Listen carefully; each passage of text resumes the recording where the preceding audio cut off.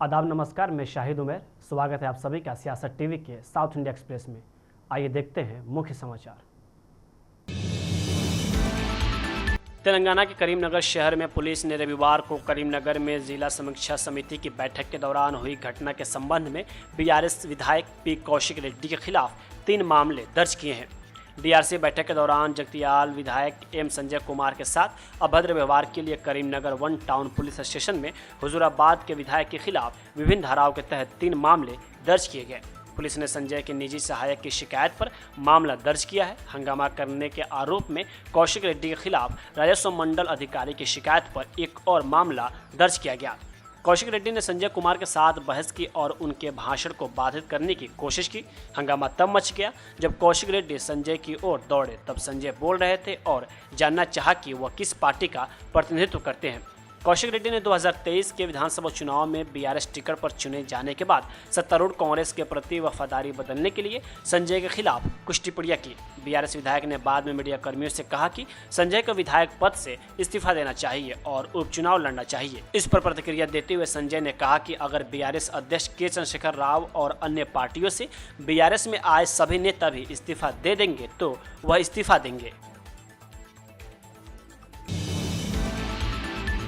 आगामी दिल्ली विधानसभा चुनाव से पहले तेलंगाना कांग्रेस नेता किरण कुमार चमाला ने आज दिल्ली के मुख्यमंत्री आतिशी पर उनके इस बयान को लेकर कटाक्ष किया कि उनकी पार्टी ने भ्रष्टाचार नहीं किया है। उन्होंने कहा कि दिल्ली के सीएम आतिशी कल चुनावों के लिए क्राउड फंडिंग करने की कोशिश कर रही थी, जिस पर उनके अनुसार लगभग 40 लाख रुपए खर्च हो रहे हैं। वह लोगों को यह बताने की कोशिश कर रही है कि उन्हें पार्टी की मदद करनी चाहिए और उन्होंने अतीत में किसी भी तरह का भ्रष्टाचार नहीं किया है। मैं उन्हें याद दिलाना चाहता हूं कि तेलंगाना एमएलसी की एक कविता ने दक्षिण समूह के साथ मिलकर दिल्ली में शराब सौदे पर बातचीत की। उन्होंने आम आदमी पार्टी पर गोवा में भारतीय जनता पार्टी की मदद करने का आरोप लगाया। साथ ही इस बात पर प्रकाश डाला कि आपने गोवा में जनादेश को भंग किया, जिसके परिणाम स्वरूप भाजपा राज्य में शासन कर रही है। उन्होंने कहा कि आतिशी क्राउड फंडिंग कर रही थी क्योंकि दक्षिण समूह सक्रिय नहीं था और पिछला सौदा ध्वस्त हो गया था।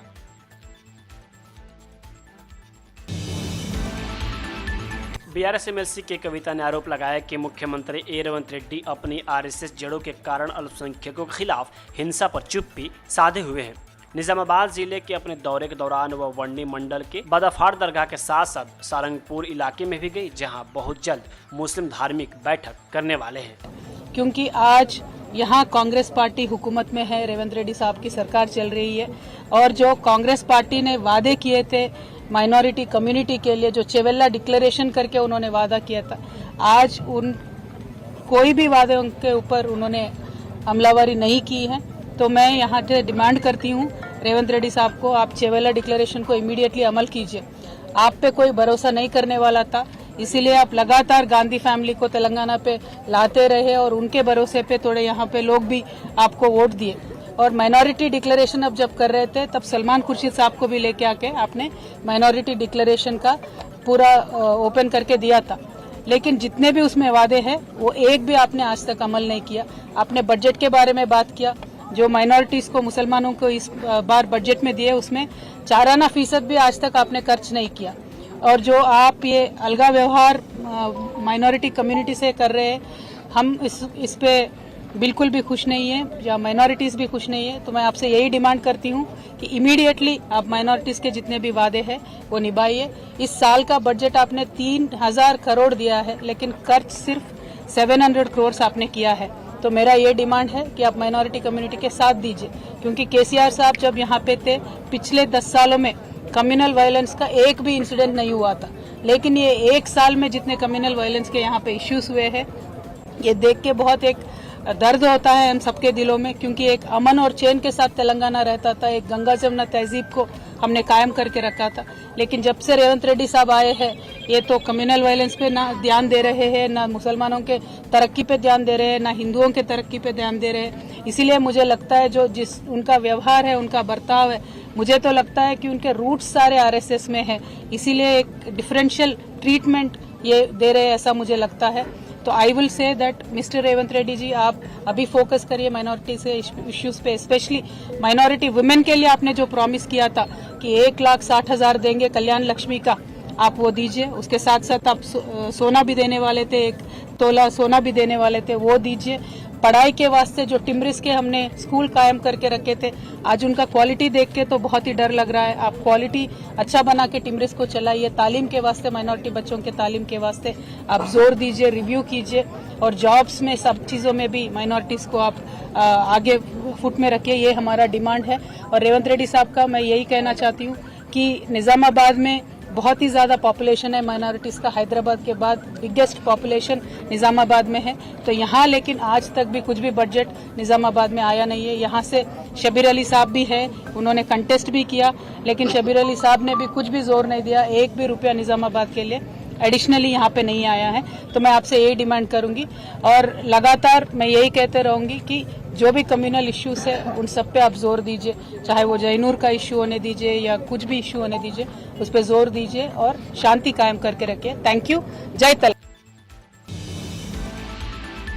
कांग्रेस नेता रणदीप सुरजेवाला ने कहा कि संसद में बाबा साहब अम्बेडकर का अपमान बीजेपी के दलित विरोधी, अल्पसंख्यक विरोधी मानसिकता को दर्शाता है। कांग्रेस ने इस मुद्दे को उठाया और यह बेलगावी से शुरू होती है। हमने तैयारियों की निगरानी के लिए एक बैठक बुलाई है। बीजेपी को पहले अपनी अंदरूनी कलह सुलझानी चाहिए। कांग्रेस की सरकार एकजुट है। इसी के साथ उन्होंने आगे ये भी कहा कि सिद्धरामैया अभी भी सीएम है। जो भी आगे निर्णय लेना होगा वह पार्टी के नेतृत्व राहुल गांधी, मल्लिकार्जुन खड़गे और सोनिया गांधी द्वारा लिया जाएगा। पूरे देश के अंदर जय बापू, जय भीम, जय संविधान रैलीज का आयोजन किया जा रहा है। पूरे देश ने देखा कि संसद के अंदर जिस प्रकार से श्री अमित शाह ने बाबा साहब अम्बेडकर का अपमान किया, बल्कि मैं ये कहूंगा कि मजाक और खिल्ली उड़ाई, वो केवल बाबा साहब का अपमान नहीं, वो भाजपा की दलित, पिछड़ा, आदिवासी और गरीब विरोधी मानसिकता को दर्शाता है। और ऐसे में देश के गृह मंत्री अमित शाह जी को एक क्षण भी अपने पद पर बने रहने का अधिकार नहीं। वो गरीबों पर हमला बोलते हैं, वो दलितों, आदिवासियों और पिछड़ों पर हमला बोलते हैं, वो अल्पसंख्यकों पर हमला बोलते हैं, वो इस देश के मध्यम वर्ग पर हमला बोलते हैं। तो समय आ गया है कि प्रजातंत्र और संविधान की रक्षा के लिए कांग्रेस ने पूरे देश में ये बीड़ा उठाया है। उसकी शुरुआत ऐतिहासिक धरती बेलगांव से होनी थी। आकस्मिक देहांत जो हुआ डॉक्टर मनमोहन सिंह जी का, उस वजह से ये मुलतवी कर दिया गया था। आज फिर उसकी तैयारी के लिए बैठक बुलाई गई है। शाम को विधायक दल की बैठक भी है।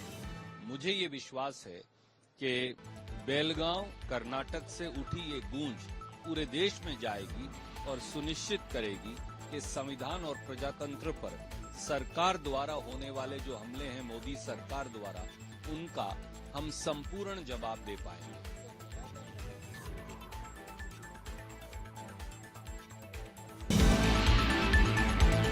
वही कांग्रेस की बैठक पर कर्नाटक के मंत्री सतीश जारकिहोली ने कहा कि एक सीएम पहले से हैं, हम दूसरे कैसे बना सकते हैं। हाईकमान ही बेहतर बता पाएगा कि सीएम बदला जाए या नहीं। लोग हमेशा मेरे लिए प्रार्थना करते हैं, इसमें कोई नई बात नहीं है। वही सीएम पद की दावेदारी पर सवाल करने पर उन्होंने कहा कि मैं सीएम पद का दावेदार नहीं हूँ।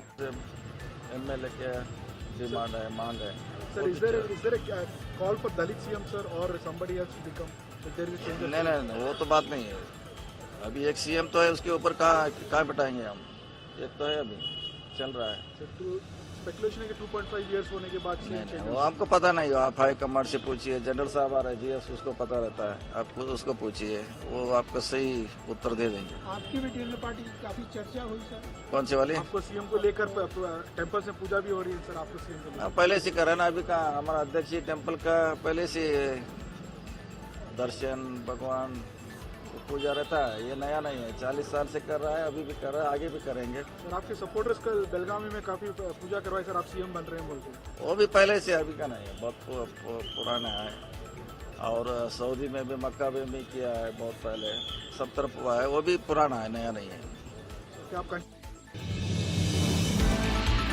कर्नाटक कांग्रेस में नेतृत्व परिवर्तन की खबरों के बीच मुख्यमंत्री सिद्धरामैया ने आज कहा कि सीएम की कुर्सी खाली नहीं है और पार्टी के भीतर कोई भी मतभेद नहीं है।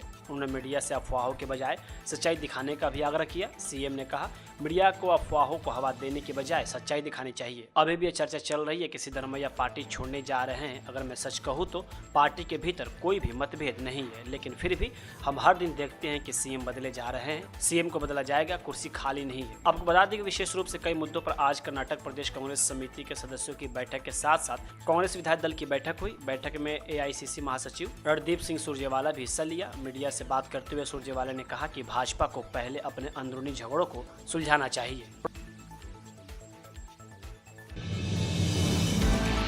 आंध्र प्रदेश में धूमधाम से संक्रांति मनाया जाता है। इसी बीच बीजेपी नेता जीवीएल नरसिम्हा राव ने कहा कि आज संक्रांति के पहले दिन हम भोगी त्योहार मना रहे हैं। हर कोई अपने घरों के सामने भोगी आग जलाता है और आने वाले वर्ष के लिए भगवान से प्रार्थना करता है। आज विशाखापट्टनम में हम संक्रांति के उत्सव के पहले दिन भोगी उत्सव धूमधाम से मना रहे हैं।